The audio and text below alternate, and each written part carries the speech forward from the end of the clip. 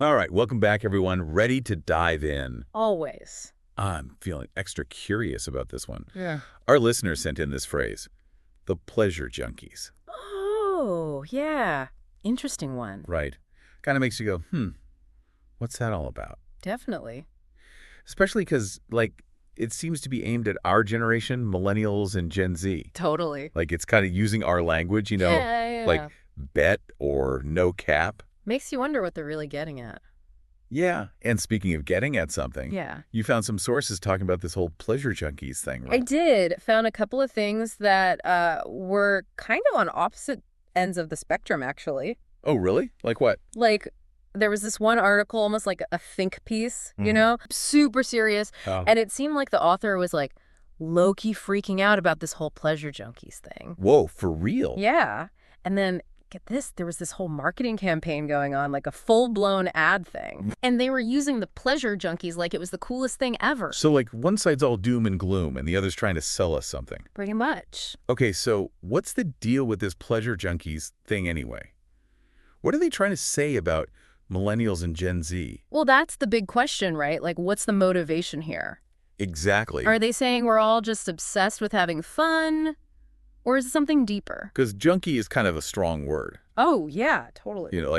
It's not exactly a compliment. No, not really. Almost makes it sound like we're, addicted to pleasure. Right. Which, I don't know about you, but that doesn't really sit right with me. Yeah, there's definitely a judgment vibe there. Like, whoever came up with this phrase is kind of looking down on us. You think so? Oh, yeah, I'm getting that sense.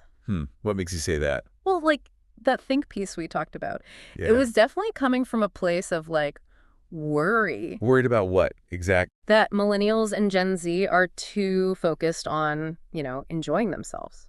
So basically, they're saying we're all just a bunch of lazy, good-for-nothing pleasure seekers. Not in those exact words, but yeah. They were definitely implying that this whole pleasure thing is somehow a bad thing. Okay, hold a sec. I need to process this. Sure, yeah. So they're saying we like to have fun, and that's a problem. They're more saying that, we're not focused enough on the right things. Like what? Like hard work, saving money, delayed gratification, that kind of stuff. Wait, so they're saying we don't work hard. More like we don't prioritize it the way, older generations did. Okay, that's interesting. Yeah, and it's like they think all this pleasure seeking is making us, less responsible or something. So basically, they're saying that having fun is bad for society. Pretty much. Like, it's leading to some kind of moral decline. Wow, okay.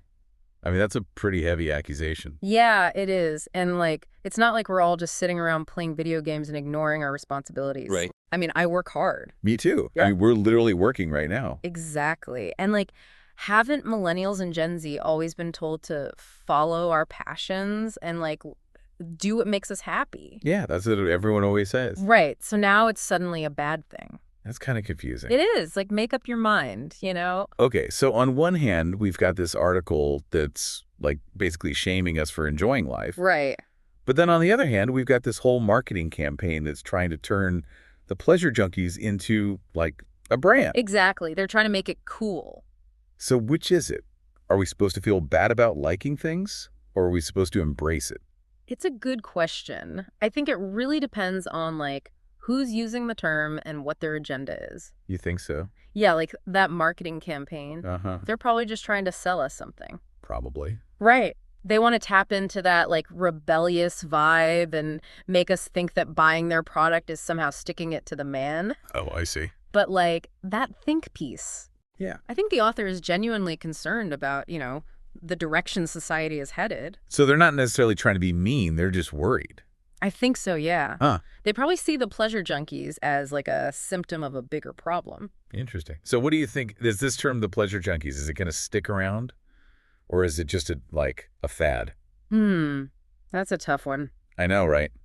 It's definitely provocative. Yeah. And that's probably why people are using it, To get a reaction. Exactly. Well, they definitely got ours. They did. So, what's the takeaway here? What should our listeners be thinking about when they see this phrase, the pleasure junkies, pop up?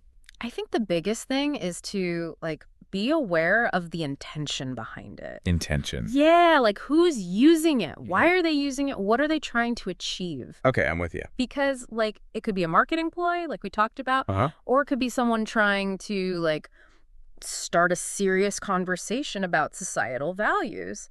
Right. Yeah. So it's not just about the phrase itself, it's about the context. Exactly. Context is everything.